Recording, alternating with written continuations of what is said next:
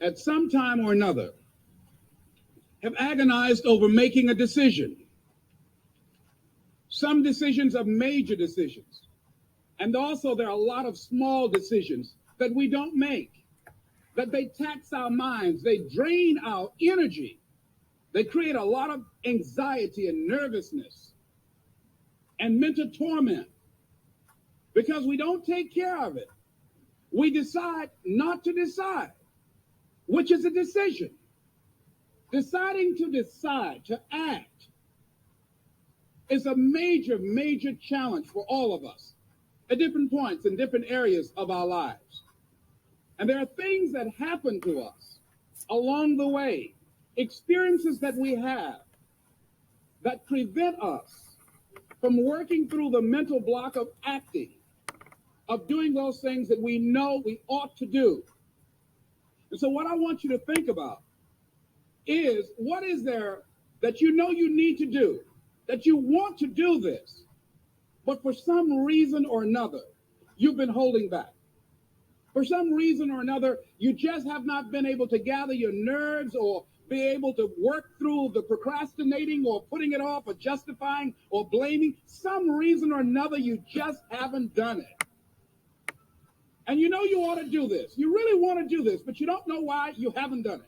Anybody know what I'm talking about? Raise your hand, please. Okay, then I've got company here this evening. I'm not talking to myself. Now, first of all, we know that this is not easy. Because in order to begin to reinvent your life, you've got to make a conscious, deliberate, determined effort. That you really got to put all of yourself into it. It's very challenging to act, to do those things. There are times when you're looking at it and you say, I know I need to do this, but I don't feel like it. I don't want to do it. I know I need to do it, yet leave me alone. No, I don't want to do it. So what do we do? What are those things that cause us to do like that? I think that among the things that prevent us from acting is the fear of failure. And if you've already failed, you don't want to fail again. The pain of that, the disappointment, the fear of loss is another thing. Because many times when we do those things that we know we need to do, we feel that we might lose somebody that we love very much and care about. We don't want to hurt anybody. Many of us don't act because we want other people's approval. We want everybody to like us and to accept us. And that's not possible. Many of us don't do the things that we want to do and don't act because of lack of self-confidence. We don't believe enough in ourselves. I have a friend who's been working on a job where she's miserable, talented, want to go to another place that she can do what she wants to do and make the kind of money that she would like to make, and had some offers. But because of her fear and her lack of self-confidence of things might not work out, she won't take a chance on herself. So there she is, spending 8 hours a day, 5 days a week, and she's miserable. She hates to go to work. They're not paying her what she's worth. She knows it. But yet and still, she won't do that which she knows she must do, and it's wearing her out. There are a lot of people that their jobs are making them sick because they won't act. You check out the absenteeism and people that are depressed. You see them coming to work angry. How you doing? I don't know. Just leave me alone. It's not even 9 o'clock yet. You're talking about good morning.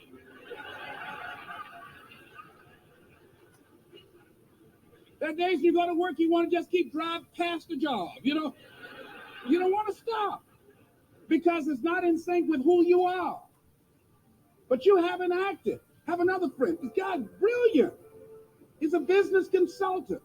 He helped a lot of people get their business started. And people come to him because they know he's knowledgeable. But this guy won't start his own business. Now, he's very smart. He can do it. Everybody believes in him except him. And he's so smart, he's talked himself out of it. Well, the numbers aren't right. So there are many reasons why we don't act. There are other things, though, that affect us Is that not wanting to take personal responsibility. We want somebody else to do it. And many times we pick up our inability to do certain things from people that we love, people that we admire. We identify with them, and we live in the context of their ideas, their opinions, and their life patterns. We buy into it unconsciously. My mother is a pack rat. She keeps everything. She doesn't throw anything away. And I have unconsciously picked that up. Now, my mother never said, let me show you how to keep everything less and just clutter things. I unconsciously picked that up many times unconsciously. We try to honor the people we love by being like them. By the same token, I realized something about myself when I had some major decisions to make, and I found myself acting like my mother. See, my mother's the kind of person that when she has a problem with one of the other foster children that she adopted, she won't confront them. She will call me. Les, why don't you tell Linda to move? She's lazy. She won't go to work. She runs the street all day, and then she comes home and wants to sleep all day, and I think she's doing drugs. I said, but Mama, why don't you tell Linda that? I bought the house for you. I told you when she wanted to come home, don't let a grown person come there and take care of them. You let her in. Well, after all, she's my child. Mama, then you handle that. When I tell her to leave, she say, Mama say, I can say, Mama, can I stay? And you tell her yes, and then you call me and say, she's still here.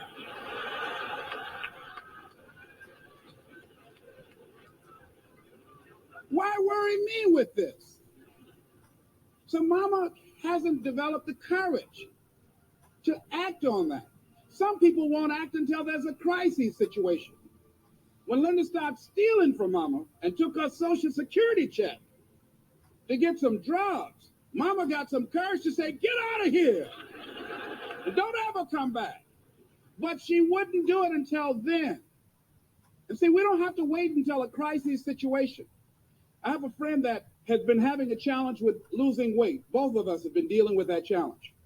And for the past 40 years, he's always seemed like weighed over 235 pounds. And so he said, man, I just can't lose weight. I'm big boned. I said, Bud, I've never seen any fat skeletons.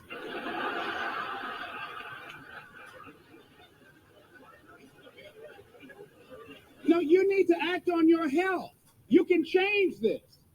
You don't have to go to your grave fat. We're all digging early graves with our teeth. We don't have to do this.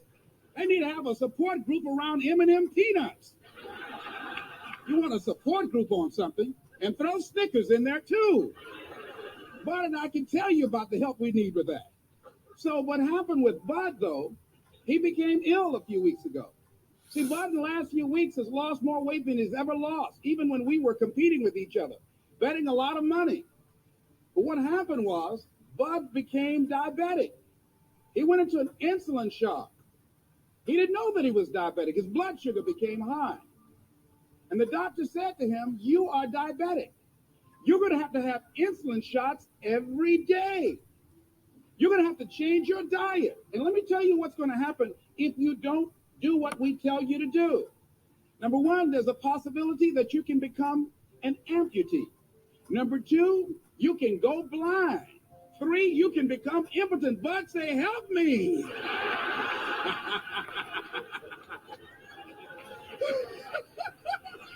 Like those guys when Paul broke out of jail, those guys say, tell me what I must do to be saved.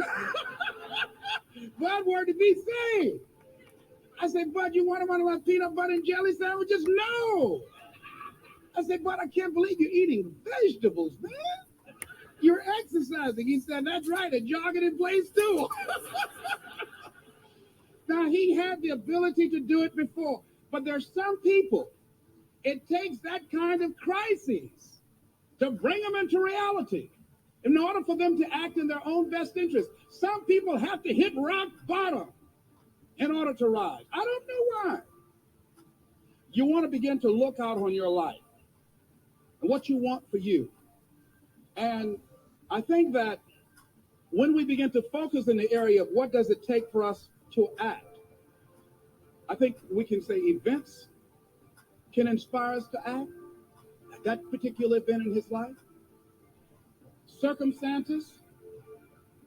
A friend of mine, he wanted to do something and he just did not have the motivation and the drive and the confidence within himself. But his circumstances changed overnight through an acquisition of the company that he worked for. He lost his job through the inspiration of desperation. He had to act. See, life also are things that can inspire us to act. See, we don't have the courage, and that's what it takes, courage. It takes guts to do that which you know you need to do. If you don't have the courage to act, life many times will move on you and make you act. Life will whoop your butt so bad. You will be so miserable. You will catch so much hell. You say, yes, I will do it. What do you want me to do? Take me. A friend of mine said, I can't stop smoking. I can't stop smoking. Doctor said, Sam Axelrod, you have emphysema. Sam never picked up another cigarette and said, look at those stupid people smoking. Sam, you did it for 35 years. How can you talk about people? Well, I was different. I'm trying to help them. They don't have to do the same thing I did. But be compassionate, Sam. Isn't it interesting how quickly we forget? So I'm saying that look at something in your life. It might be just writing a letter to somebody to say thank you. It might be just to apologize to somebody. I had a confrontation in the Penobscot building with the security guard there. He responded to me what I perceived as a negative way, and he and I engaged.